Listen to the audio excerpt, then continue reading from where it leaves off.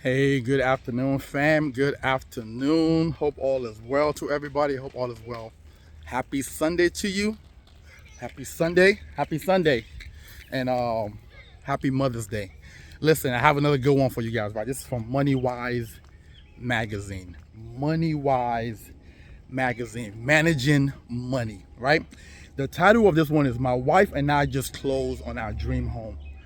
Only to realize after all the bills are paid, we're left with $200 a month while she's on maternity leave. We have $80,000 in savings, but is it enough? Right? It's crazy, right? To think that a person that have $80,000 in savings, is it enough? But I'm willing to bet the wife is on maternity leave. I don't know if she started immediately or 4 to 5 months after. I don't know. And obviously after she had the baby, you talking like another 3 months or so, or four after she had the baby, right? So they probably just realizing that they're gonna blow through their $80,000 safe there, because I'm assuming that they probably qualify for this dream home based on the fact that they had two incomes. Okay, they have two incomes. So now they're looking at, well, the wife is not gonna be working like that, and we're gonna have all these bills that he probably have to carry until everything is said and done, right? And I know a lot of people, when I do these videos, they think for some reason, I have an issue with home ownership. Now, key word as to that article, or the title of that article, is their dream home. Anything dreamy is never cheap. Anything dreamy is never cheap. So I'm gonna assume easily a $4,000 to $6,000 mortgage somewhere around there. Okay? They didn't say we just closed on our home. They said we just closed on our dream home. Okay. So, to me, easily, right? If that be the case, and you got a $6,000 mortgage, $7,000 mortgage, right? And I know that's easy, because let me tell you something. I have these two couples right now who I've been prospecting and try to get them some kind of retirement planning going, life insurance. One is a doctor and one is an IT person. And they bought their dream home, okay, out there in Bethesda, Maryland somewhere. And that thing is almost, you might as well say it's 9 grand, 8,700 and some change a month, right? And they cannot move forward because the budget won't allow them to.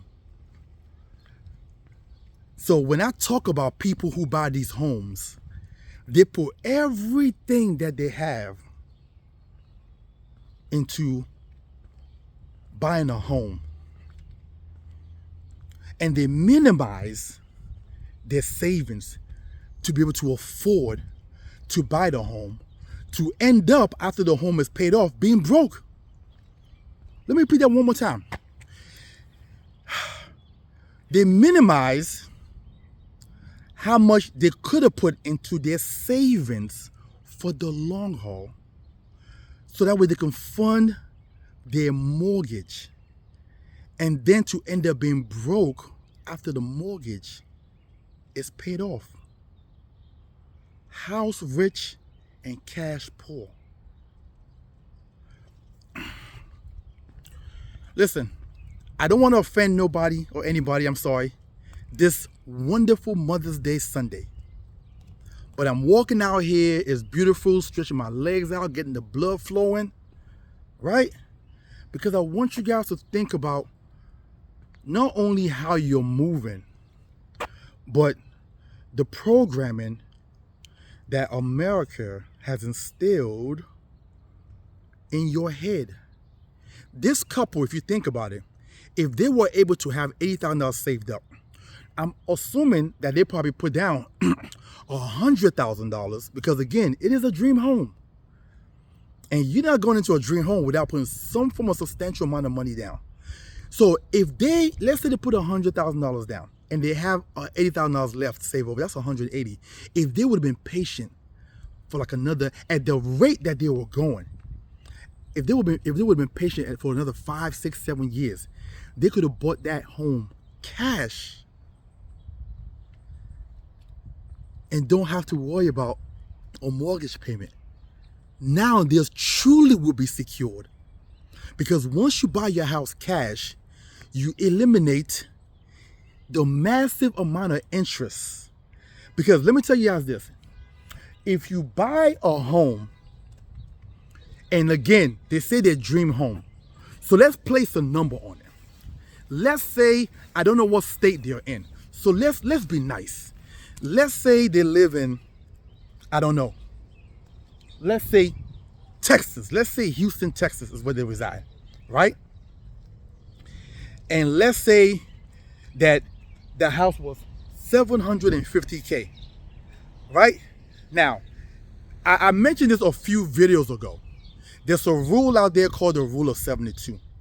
And what that rule actually states is that if you take the number 72 divided by whatever interest you're earning, it will let you, interest you're earning or paying, I'm sorry, it will let you know how long it takes for that thing to double. So let's say they got an interest rate of 6%.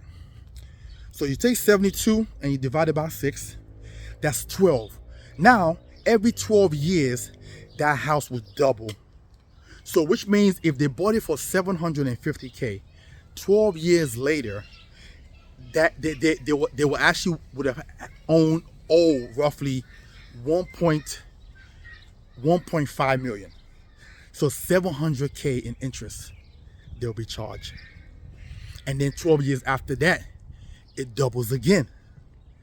So think about roughly almost $2 million in interest they would end up avoiding if they would have purchased that home cash. You understand? So listen, I want to take a moment now just to read that article to you guys, because again, because of the push with media, the push with your family telling you to buy a home, all these things saying, oh, you're nothing in America if you don't own a home. They need to reverse it. Well, they need to say you're nothing in America if you don't own a debt. That's how they need to they need to reverse it. Okay? So listen, hope you guys have a wonderful and blessed rest of your day. If you guys need me, you can text me at 443-208-5480. That's 443-208-5480. I want you to put your thinking cap on moving forward. Let's not continue to be suckered by the media, by friends and family.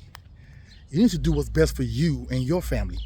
And sometimes doing what's best for you and your family is moving and skipping to your own beat, not what the world wants you to do.